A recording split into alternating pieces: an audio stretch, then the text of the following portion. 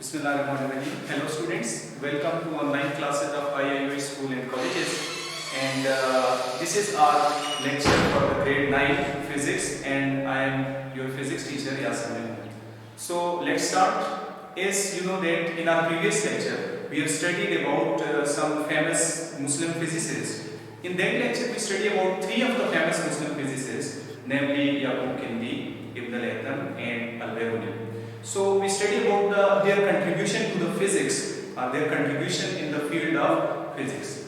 Now today our lecture is about some famous Pakistani physicists. So in this lecture we will study about two of the famous Pakistani physicists. Let's start our lecture. First of all, what is meant by physicist? Students, as you know that scientist is the general word for someone who study about science. And as you all know that there are different branches of the science. You have studied about chemistry, biology and physics mainly. So the scientist who study about chemistry is called chemist, and one who study about biology is called biologist, and similarly the scientist who study about physics is called physicist. So what is meant by physicist?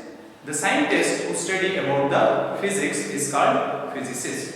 So let's start from first one, Dr. Abdus Salam.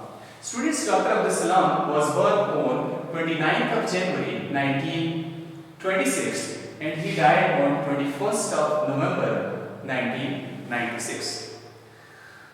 First point about Abdus Salam is that he was a theoretical Pakistani physicist. So as we know that what is meant by physicist, one who study about physics is called physicist. Now what is meant by theoretical physicist? So generally we know that there are two main categories of physics. One is related to the practical physics and second one is related to the theoretical physics. So as related to the two main categories of research in physics, there are two main categories of scientists in physics, or two main categories of physicists. One is practical physicist,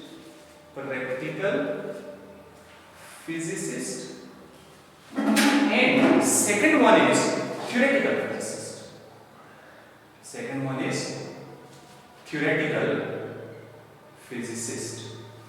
So what is meant by practical physicist and what is meant by theoretical physicist?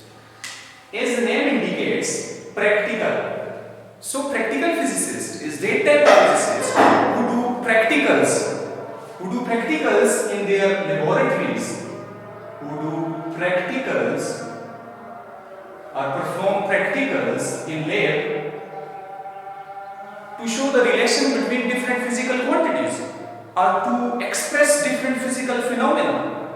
Phenomena is the plural of phenomenon, means process. So scientists or physicists who do practicals in laboratories to show different relation of different physical quantities or to verify different process or phenomena. And second one is theoretical physicist. What is meant by theoretical physicist? That type of physicist who do not do any practicals in the laboratories. Those physicists who do just mathematical calculations. They use mathematical models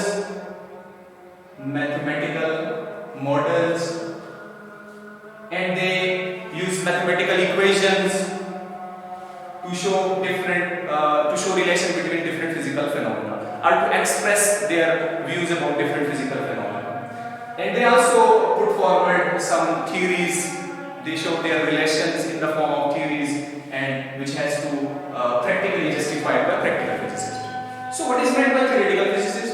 That type of physicists who do not do any practicals, but they just use mathematical models and they use mathematical equations to express relation between different physical phenomena or to show their theoretical results, theoretical concepts in the form of equations. So theoretical physicist is that type of physicist who use mathematical equations or model. They do not do any practical work in the lab. So Dr. Abdus Salam was a theoretical Pakistani physicist. Next, he was only Pakistani physicist This is their contribution to Pakistan as well, as we are studying the Pakistani physicists.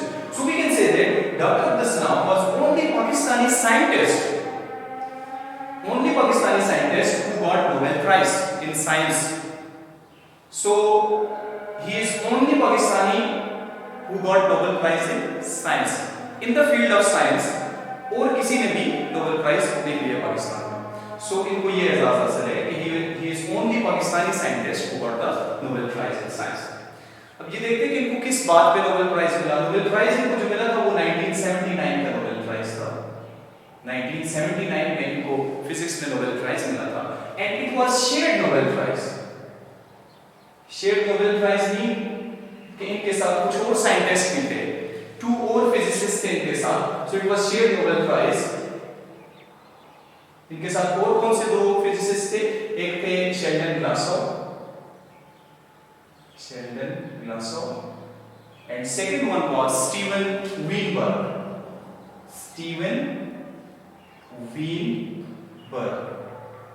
So this Nobel Prize was shared between three physicists.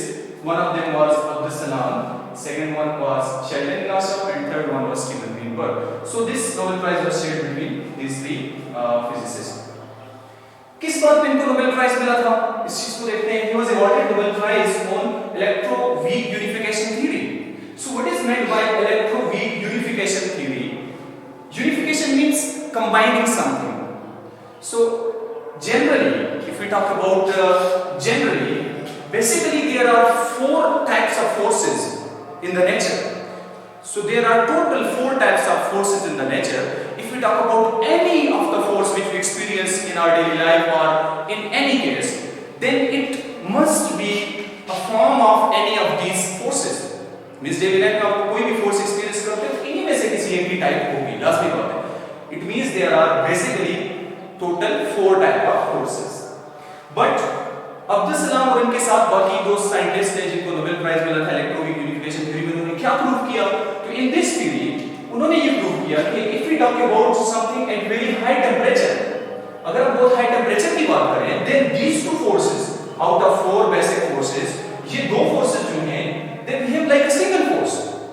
It means electromagnetic force and weak nuclear force, these 2 forces behave as a single force. मतलब ये working को 2 separate forces कहने की जरूरत नहीं है. If we talk about something at high temperature, तो क्या होगा? इलेक्ट्रोमैग्नेटिक फोर्स और वीक न्यूक्लियर फोर्स जो है वो तो सिंगल फोर्स की ही डिफरेंट फॉर्म्स हमें नजर आ रही है. तो इन्होंने ये कहा कि these are actually a single force. So we can represent these 2 forces by a single force.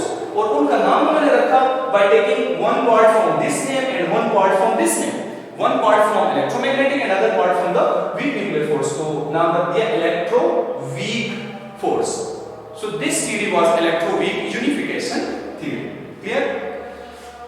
फिर उसके बाद कुछ साइंटिस्ट ने ये भी सोचा और उन्होंने theoretically प्रूव भी किया कि if we talk about some temperature much more than this temperature, बहुत हाई टेम्परेचर की बात करें, तो फिर कुछ ऐसा फील होता है कि स्ट्रॉन्ग न्यूक्लियर फोर्स भी इन्हीं के साथ मर्ज होती हुई दिखाई देती है. मींस वो भी इन्हीं के साथ सेम फोर्स के तौर पे बिहेव करती है.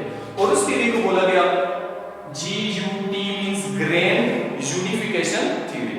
सो this is not related to this, but grand unification theory का मतलब इन 2 को तो कंबाइन कर दिया इलेक्ट्रोवीक यूनिफिकेशन थ्योरी में. तो ग्रैंड यूनिफिकेशन थ्योरी ने ये कहा कि स्ट्रॉन्ग न्यूक्लियर फोर्स भी उनके साथ कंबाइन हो सकती है अगर बहुत हाई टेंपरेचर की बात करें. तो ये असल में बेसिक 4 फोर्सेस हैं. इनके बारे में यहाँ पे हमें पढ़ने की इतनी खास जरूरत नहीं. ग्रेविटेशन मींस जो मैसेस के बीच में होती है, जैसे कि अर्थ और ऑब्जेक्ट के बीच में जो फोर्स है, और इसी तरह से बाकी स्ट्रॉन्ग न्यूक्लियर फोर्स जो न्यूक्लियस के साइज तक पार्टिकल्स के बीच में एग्जिस्ट कर सकती है. इलेक्ट्रोमैग्नेटिक जो एटम्स मॉलिक्यूल्स के बीच में होती है फोर्स. वीक न्यूक्लियर फोर्स जो रेडियो एक्टिविटी मींस कुछ मटेरियल्स में से रेडिएशन इमिट होती है, तो उनके रेडिएशन इमिशन के प्रोसेस के लिए जो फोर्स रिस्पांसिबल है उसको हम वीक न्यूक्लियर फोर्स बोलते हैं. बट हमने इसको यहाँ पे ब्रीफली ही देखना है, just to study about electroweak unification theory. So in electroweak unification theory, these scientists said that electromagnetic force and weak nuclear force are not 2 different forces. These are the 2 different forms of the single force. It means they can be represented by a single force. They named this force as electroweak force, and this theory was electroweak unification reaction theory, और इसी की base पे क्या मिला था, Nobel prize मिला था.